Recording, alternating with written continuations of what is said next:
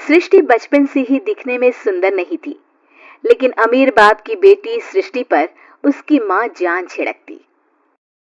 मेरी बेटी कितनी प्यारी है, भगवान सबको सृष्टि जैसी बेटी दे। सृष्टि धीरे धीरे बड़ी होती है। एक दिन सृष्टि की सहेली कहती है, तू दिखने में कितनी अजीब सी है, लेकिन मैं जानती हूँ हम सब में सबसे अच्छी शादी तो तेरी ही होगी। तेरे पापा अमीर जो है। और बता नहीं सकते यार, दहेज तो हर कोई देता है, ये क्या ज्यादा ले जाएगी अपने पति के लिए? अरे बड़े शहर में कोठी है इसके पापा की। अरे पापा की है ना, कौन सी इसकी है? इसकी होती तब तो कोई भी लड़का इससे शादी कर लेता। अरे पापा की मतलब पापा की है तो मेरी ही है ना? किसने कहा? अब तेरी तो तब होगी ना जब तेरा भाई ना हो। वैसे भी शादी के बाद सारी प्रॉपर्टी भाई के नाम होती है। सृष्टि समझ जाती है कि उसे किसी भी हालत में माँ बाप की सारी प्रॉपर्टी को अपने नाम करना है, लेकिन कैसे? एक दिन सृष्टि का भाई शीनू कहता है, बहन क्या कर रही है? तुझसे एक बात करनी है। अरे हाँ हाँ करना, मैं तो तेरी बहन हूँ। बहन मेरी लाइफ में ना एक लड़की है, बहुत अच्छी है। मैं सोच रहा हूँ माँ और पापा से बात करूँ शादी के लिए। सृष्टि को समझ में आ जाता है कि भाई की शादी होते ही भाभी उसे एक दिन भी घर में बर्दाश्त नहीं करेगी। क्या बात है भाई, बताना कौन है वो? यार वो बहुत अच्छी लड़की है, पढ़ी लिखी है, मेरे साथ जॉब भी करती है, बस एक प्रॉब्लम है। हाँ प्रॉब्लम? क्या प्रॉब्लम है भाई? यार वो शादीशुदा है, लेकिन उसके पति ने उसे सिर्फ इसलिए छोड़ दिया क्योंकि उसके माँ बाप दहेज नहीं दे पाए। सृष्टि ये सुनकर न जाने क्यों खुश हो जाती है। अरे भाई तो क्या हुआ, लड़की तुझे तो पसंद है ना? शीनू को लगता है कि बहन उसे समझ रही है। वो इस बात से अनजान होता है कि उसकी बहन की मंशा पूरा घर हड़पने की है। सृष्टि अपनी माँ से कहती है, मम्मी मुझे तो बहुत चिंता है, पता है शीनू क्या कर रहा है? अरे क्या कर रहा है, वो तो काम पर जाता है और वापस घर आता है। नहीं ना माँ, वो यही तो नहीं कर रहा, बाकी सब कर रहा है। आपको पता है उससे प्यार है, और वो भी एक शादीशुदा लड़की से। ये क्या हो गया, मैं सोसाइटी में क्या मुंह दिखाऊंगी? अरे तेरे पापा तो यही कहेंगे कि मैंने ही उसे बिगाड़ दिया है। माँ देखो मेरी बात मानो, पापा पर भी विश्वास करने की जरूरत नहीं है। अब आप ही बताओ, पापा इतनी देर घर के बाहर रहते हैं क्यों, बोलो? अरे बेटा वो तो नौकरी करते हैं ना। तू बहुत भोली है माँ, पापा का ऑफिस तो 7 बजे खत्म हो जाता है, लेकिन देखो कितनी देर से आते हैं। अरे नहीं नहीं बेटा, ऐसी कोई बात नहीं है। सृष्टि माँ को एक औरत से बात करते पिता की फोटो दिखाती है। देखो माँ कैसे हैं पापा, मैं ना कहती थी कि पापा सही नहीं है। मैं तेरे पापा से बात करूंगी, दे फोटो मुझे। ओ माँ वो तो डिलीट हो गई।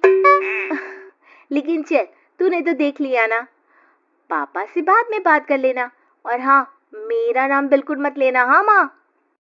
अब क्या था, सृष्टि के माँ और पिता के बीच झगड़ा होना शुरू हो जाता है। सृष्टि के मन में क्या चल रहा था कोई नहीं जानता था। एक दिन, माँ सृष्टि के लिए एक लड़का देखा है, वो लोग शाम को उसे देखने आने वाले हैं। और हाँ माँ एक खुशखबरी, मैं और पापा मिलकर एक नया बिजनेस ट्राई कर रहे हैं। शाम को लड़का आता है, सांवले रंग का। सृष्टि को तो बिल्कुल भी पसंद नहीं आता। लड़की की माँ कहती है, लड़की का चेहरा तो कोई खास नहीं, लेकिन अगर मेरे बेटे को आप लोग सेटल कर दे तो मैं उसकी शादी आपकी बेटी से करवा दूं। सृष्टि को लड़का बिल्कुल पसंद नहीं था, उसे भाई पर गुस्सा आ जाता है।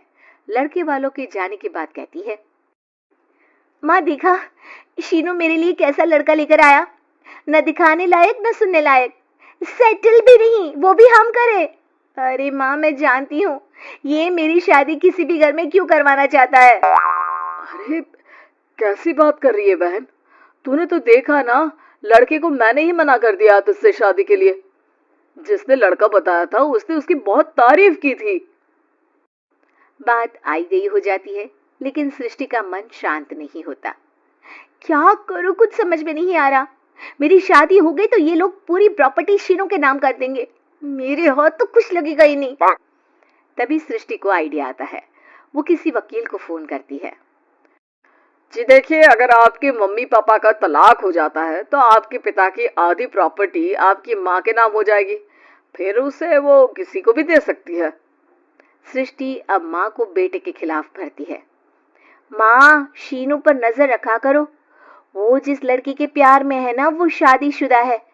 यहाँ आएगी, सारा पैसा, रुपया, जमीन, जायदाद सब हड़प लेगी। पापा का भी हाल तुमसे छुपा नहीं है। ऐसा ना हो कि मैं और आप एक दिन सड़क पर भीख मांगे। हे भगवान, मैं तो जीते जी मर जाऊंगी अगर ऐसा हो गया तो। ऐसा हो गया नहीं माँ, ऐसा ही होगा। अभी समय है, आगे का सोच लो। मैं तो कहती हूँ पापा से आधी प्रॉपर्टी लेकर अलग हो जाओ। पापा की आधी प्रॉपर्टी भी हम लोगों को अगर मिल जाती है ना, तो अगले 7 जन्म सफल समझो। बेचारी माँ बेटी के कहने पर पति से तलाक लेकर अलग हो जाती है। सृष्टि अब पैसों से गाड़ी और अपने दूसरे महंगे शौक पूरे करने लगी। उसके दोस्त भी उसके पैसे इस्तेमाल करते। सृष्टि, कल तुम कहाँ थी? मैं सारा दिन घर पर अकेली थी। तो मैं क्या करूं? मैंने ठेका तो नहीं लिया है ना तुम्हें संभालने का। माँ को सृष्टि से ये उम्मीद नहीं थी। वो बैठकर रोने लगती है। वहीं उसका पति यानी कि सृष्टि के पिता आ जाते हैं। मैं जानता था कि तुम्हारा यही हाल होगा, तो आपने मुझे रोका क्यों नहीं? मैं रोकता तो तुम रुकती क्या? सृष्टि के कहने पर तुमने मुझ पर अपने बेटे पर शक किया, लेकिन तुम ये भूल गई कि कैसे हम दोनों ने मिलकर जीवन में इतना सब खड़ा किया।